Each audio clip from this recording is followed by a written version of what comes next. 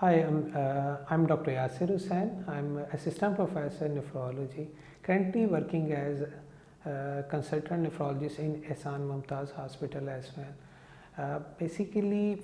I'm more interested in research work and teaching, but today we will discuss on the dialysis.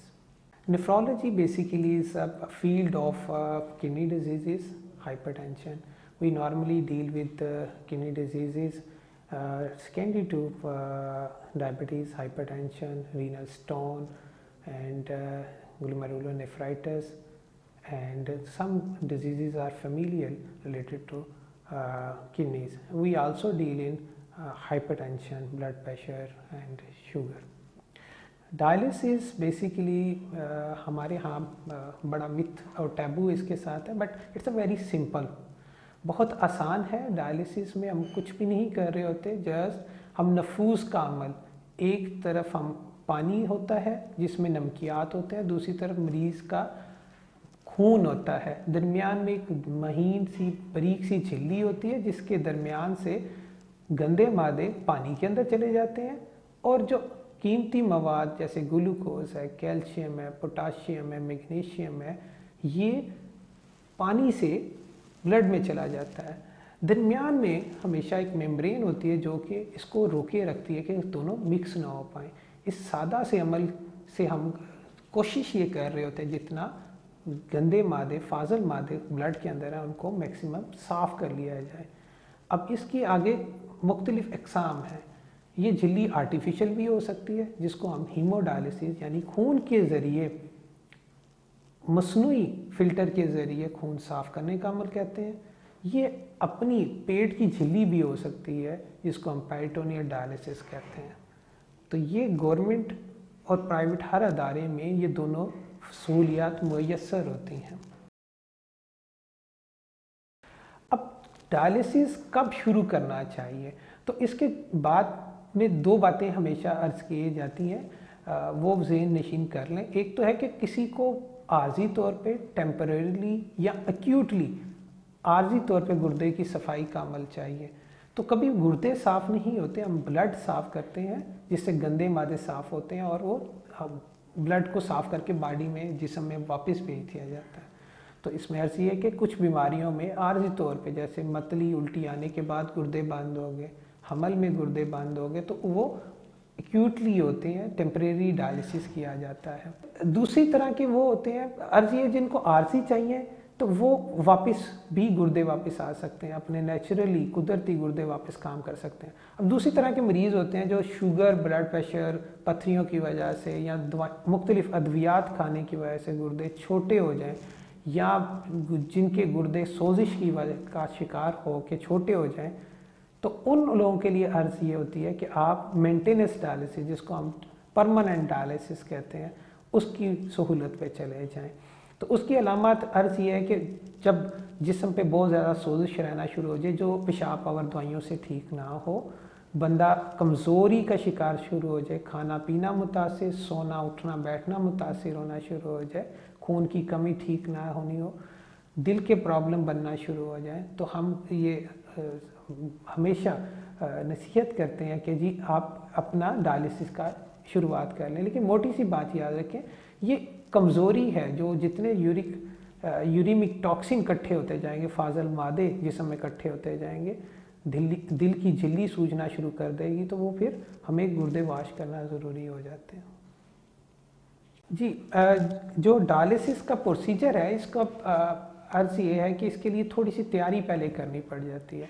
आप किसी भी गुर्दे के मालिज के फिजिशियन के पास जाते हैं तो वो आपको बताएंगे कि आपके अभी इतने ग्लोमेरुलर फिल्ट्रेशन रेट है, गुर्दे का जो फ़िल्टर करने का, पेशाब बनाने का रफ्तार है, वो इतनी है। तो जब आपकी 30 तक रह जाए तो आपको चाहिए कि आप फिस्टुला के बारे में सोचना शुरू करें। फिस्टुला ये है कि खून की नालियाँ जोड़ी जाती हैं इंसान के अपने ही हाथ की, एक खून लेके जाने वाली और एक खून वापस दिल की तरफ लेके जाने वाली, इनको जोड़ दिया जाता है ताकि खून वापस ले जाने वाली नाली मोटी हो जाए। तो ये हम बेसिकली हीमोडायलिसिस के लिए करते हैं, यानी खून के ज़रिए जो हम खून की सफाई कर रहे होते हैं फ़िल्टर के ज़रिए, मसनूई फ़िल्टर के ज़रिए, उसके लिए। सेकंड प्रोसीजर जो बहुत कम पाकिस्तान में प्रैक्टिस किया जाता है और वो very natural and very convenient to the patient, वो है पेरिटोनियल डायलिसिस, जिसमें पेट में नाली लग जाती है और उसके ज़रिए पेट में पानी डाला जाता है। ये 2 से 3 लीटर पानी इस्तेमाल किया जाता है और दिन में 3 से 4 मरतबा ये किया जाता है। पानी डालते हैं, 2-3 घंटे रखते हैं, उसको बाद में बाहर निकाल लेते हैं।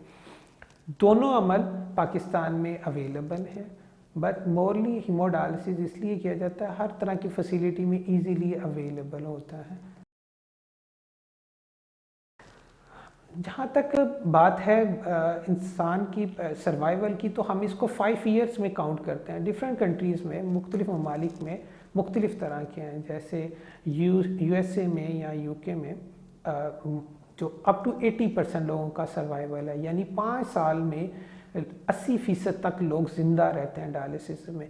हमारे यहाँ थोड़ा सा प्रॉब्लम ये है कि मरीज़ जब तक डायलिसिस पे पहुँचता है तो उसका आखिरी हल समझ के पहुँचता है। जब बहुत ज़्यादा कोमॉर्बिडिटीज़, मुख्तलिफ बीमारियाँ इकट्ठी हो चुकी होती हैं, हमारे यहाँ दिल के मसले बहुत ज़्यादा होते हैं, जिगर की बीमारी, हेपेटाइटिस बहुत ज़्यादा होती है, तो ये इंसान के लिए ज़्यादा जानलेवा होती हैं डायलिसिस के मुकाबले में। तो पाकिस्तान की जो स्टडीज़ शो करती हैं वो अर्ली मोर्टेलिटी शो करती हैं, और उसमें वजह यही है कि उसके साथ दिल के और गुर्दे के आर्जे के साथ साथ जिगर के आर्जे बहुत ज़्यादा होते हैं। अदरवाइज़ ये डायलिसिस का अमल ये इंसान की ज़िंदगी बढ़ाता है, क्वालिटी ऑफ लाइफ जो है उसको ज़्यादा करता है, और जो हॉस्पिटल स्टे हैं इनको कम करता है। डायलिसिस अब तो बहुत सेफ प्रोसीजर इसलिए है कि इसकी ख़ास तौर पे हीमोडायलिसिस या पेरिटोनियल डायलिसिस की अगर बात करें, पेरिटोनियल तो बिल्कुल फिजियोलॉजिकल है, इंसान के अपनी बॉडी का मेम्ब्रेन, पेट की झिल्ली इस्तेमाल हो रही होती है। तो जहाँ तक हीमोडायलिसिस की बात है, इसमें भी सेफ्टी के फीचर बहुत ज़्यादा होते हैं। हर चीज़ को मुतबादल देख के और समझ के किया जाता है। हैज़र्ड इसमें ये है कि आपका टाइम बाउंड होता है, आपको जाना पड़ता है, ट्रैवल करना पड़ता है, आपके साथ किसी ना किसी पर्सन को जाना पड़ता है, उस दिन आप काम नहीं कर पाते। जब आप हॉस्पिटल जाते हैं तो 4 घंटे के लिए आप हफ्ते में कम से कम 2 मरतबा बाउंड होते हैं, तो इससे आपका फाइनेंशियल ड्रेन तो होता है और टाइम भी वेस्ट होता है। Otherwise it's a very natural thing. एक चीज़ मैं आपसे अर्ज़ करना चाहूँगा, देखिए हर बंदा ये समझता है कि बंदा डायलिसिस पे गया उसकी ज़िंदगी ख़त्म हो गई, ऐसा नहीं है। डायलिसिस से कोई बंदा नहीं मरता। जो इसकी भी खुदा ना खास्ता ज़िंदगी को नुकसान होता है तो वो दिल के आर्जे की वजह से होता है या कोई और आर्जा होता है, जैसे जिल्द में सुइयाँ लगने से जो इन्फेक्शन हो रहा है जिसको हम एंडोकार्डाइटिस कहते हैं, सेप्सिस कहते हैं, उसकी वजह से डेथ हो रही है, या दिल की प्रॉब्लम, दिल के जैसे आप हार्ट अटैक सुनते हैं उसकी वजह से, या दिमाग में शरेयान फटने की वजह से डेथ हो रही होती है। डायलिसिस के अमल से किसी की ज़िंदगी ख़त्म नहीं होती। डायलिसिस के अमल से तो ज़िंदगी का मयार बेहतर हो जाता है, तकलीफ़ कम हो जाती है, बंदा वर्किंग कर पाता है, अपनी फैमिली को सपोर्ट कर पाता है। तो ऐसा इसके बहुत ज़्यादा कोई नुकसानात नहीं देखेंगे।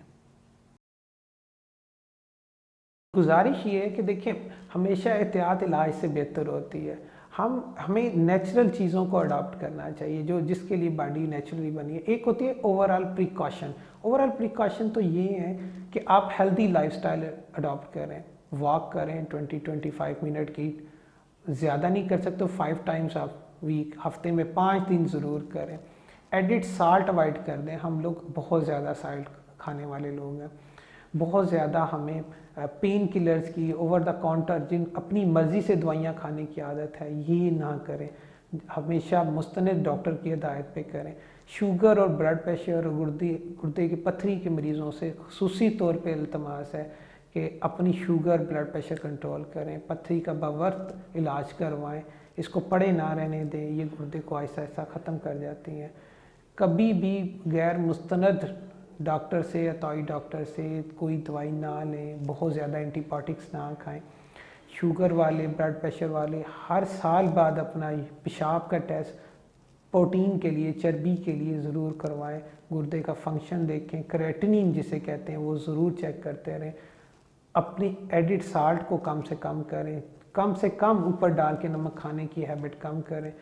तो ये चीज़ें ऐसी हैं जो कि इंसान को गुर्दे से बचा सकती हैं।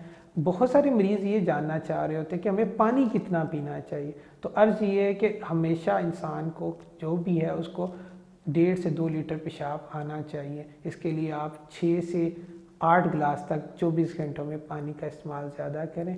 कोशिश करें कि आप हर खाने के 2 घंटे बाद या दिन में ज़्यादा से ज़्यादा पानी का इस्तेमाल करें। अपनी खुराक के अंदर सब्ज़ी और फलों का इस्तेमाल ज़रूर करें।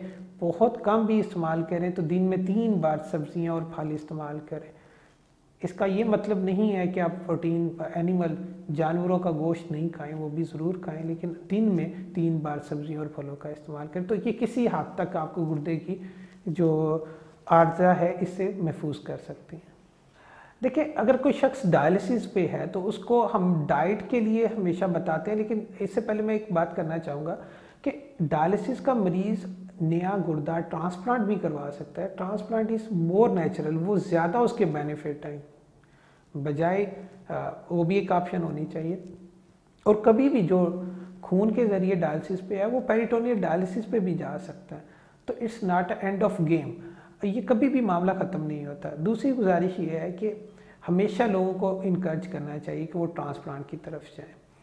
आखिर में गुजारिश ये होगी कि गुर्दे के मरीज़ को खाना क्या चाहिए जब वो डायलिसिस पे चला जाए। देखिए, इसमें बड़ा सिंपल सी बात है कि गुर्दे जब नमक नहीं निकालते तो नमक नहीं खाना। नमक कैसे नहीं खाना कि ऊपर डाल के कच्चा नमक नहीं खाना चाहिए। हम हर चीज़ पे नमक डाल रहे होते हैं। नेचुरली हर खुराक के अंदर साल्ट होता है, ऐसा नहीं है, किसी में ज़्यादा होता है किसी में कम होता है। फिर एनिमल प्रोटीन की हम हमेशा वाइट मीट कहते हैं, मुर्गी मछली का गोश्त इस्तेमाल करें। लेकिन मछली का भी प्रॉब्लम ये है कि उसमें हम जब भी मछली कटवाने जाते हैं तो नमक लगवा लेते हैं, तो वो नमक ना लगवाएं आप, या वो जो मसाला कह रहे होते हैं वो ना लगवाएं। ये बड़ी सिंपल सी बातें हैं जो आपको देखनी होती है। हमारे जो डायलिसिस के मरीज़ हैं उनका प्रॉब्लम होता है पानी बहुत बढ़ जाता है। तो उसमें गुजारिश ये है, जैसे वो सैलेड ले रहे हैं तो उसमें कोशिश करें खीरे को अवॉइड करें, मूली को अवॉइड करें, बाकी सैलेड वो ले सकते हैं। इसलिए अवॉइड करें कि इनमें पानी बहुत ज़्यादा होता है। आप प्याज ले लें, बंद गोभी ले लें, ठीक है, वो आप ले सकते हैं, गाजर खा सकते हैं, अब सारी की सारी सब्जियां खा सकते हैं। सिर्फ आप जो नहीं खाने की कोशिश करें कम लें, वो भी यूरिक एसिड की वजह से। तो वो साग है, पालक है, मटर है, ये चीज़ें कोशिश करें कम से कम लें। आप मुर्गी मछली खा सकते हैं, उसमें ऐसी बात नहीं है। एग ले सकते हैं, दही दूध ले सकते हैं अगर आपका कैल्शियम फास्फोरस कंट्रोल में है। रादर कोई भी इंसान ये कर सकता है कि रोज़ 1 कप दूध, 100 ml तक दूध और 200 जो ग्राम तक है योगर्ट दही ले सकता है। खुशक मेवाजात सर्दियों में ख़ास तौर पे जो अर्ज़ करने का मकसद है, खुशक मेवाजात से इज्तनाब करें क्योंकि इसमें फास्फोरस बहुत ज़्यादा होता है। तो वो आपको ऑक्सैलेट होते हैं तो वो आपको फास्फोरस को ख़राब करेंगे। जो जितने मेरे पेशेंट डायलिसिस के हैं वो इस बात को समझते हैं कि फास्फोरस कंट्रोल डाइट से ही होता है, दवाई खाने से नहीं होता। तीसरी बात जो मैं बड़ी इम्पोर्टेंट अभी अर्ज़ करना चाहता हूँ कि आप आजकल सिट्रस फूड बहुत आया हुआ है, किन्नू, माल्टा, संतरा, ये मौसमी, ये मरीज़ नहीं खा सकते। गुजारिश ये है कि इसमें पोटाशियम बहुत ज़्यादा होता है, तो आप सिट्रस फूड, और फिर पानी भी बड़ा ज़्यादा होता है, पानी भी बढ़ेगा और पोटाशियम भी बढ़ेगा। तो गुजारिश ये है कि वो फिर अवॉइड करें।